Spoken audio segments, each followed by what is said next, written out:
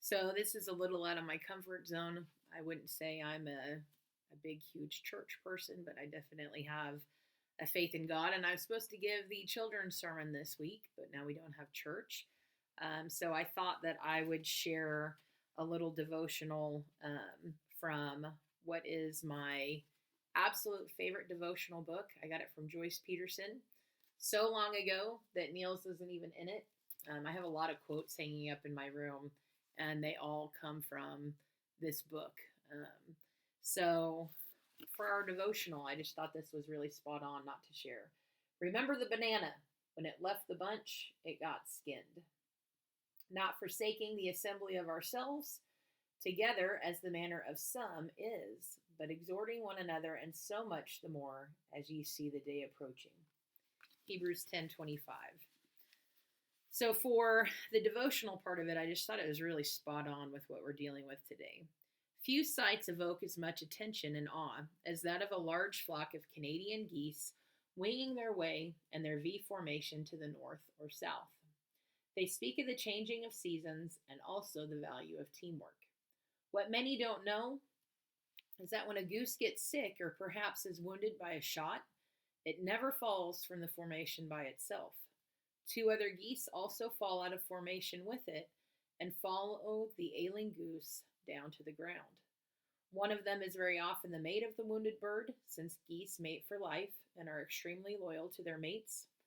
Once on the ground, the healthy birds help protect him and care for him as much as possible, even to the point of throwing themselves between the weakened bird and possible predators. They stay with him until he is either able to fly or until he is dead. Then and only then do they launch out on their own. In most cases, they wait for another group of geese to fly overhead and they join them, adding to the safety and flying efficiency of their numbers. If only we human beings would care for another this well. Stick with your friends, and more importantly, stick by them. This one really stood out to me when I was going through my book, trying to get a little inspiration for this crazy week. I've spent the week reaching out to a lot of different people and helping in socially appropriate distancing ways. One of those, my sister and I, especially checking on our 97-year-old grandpa. A lot of teachers needing help trying to push out this education that's all online, that it's a brand new world for a lot of them. And it made me, that Canadian geese formation really stuck out to me. And where it sticks out to me the most, you guys, is also that idea of geese putting themselves in danger to protect those that are sick. That's what our healthcare workers are doing right now.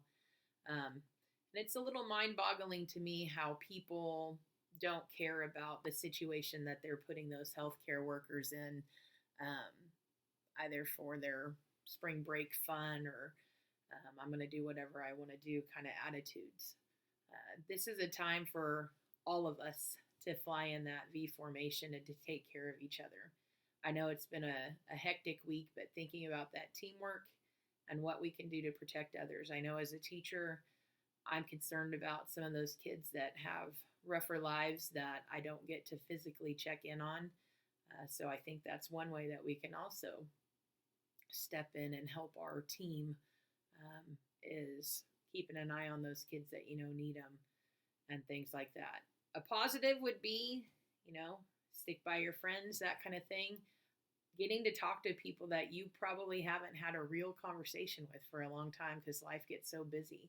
Isn't it nice somewhat to have it slow down a little bit? I have loved the time that I have gotten to spend with my grandpa, where normally he's actually the one too busy running around with his girlfriend.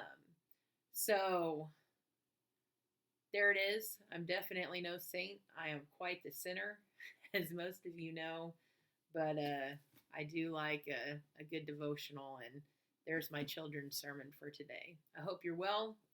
Take care of each other, and peace be with you.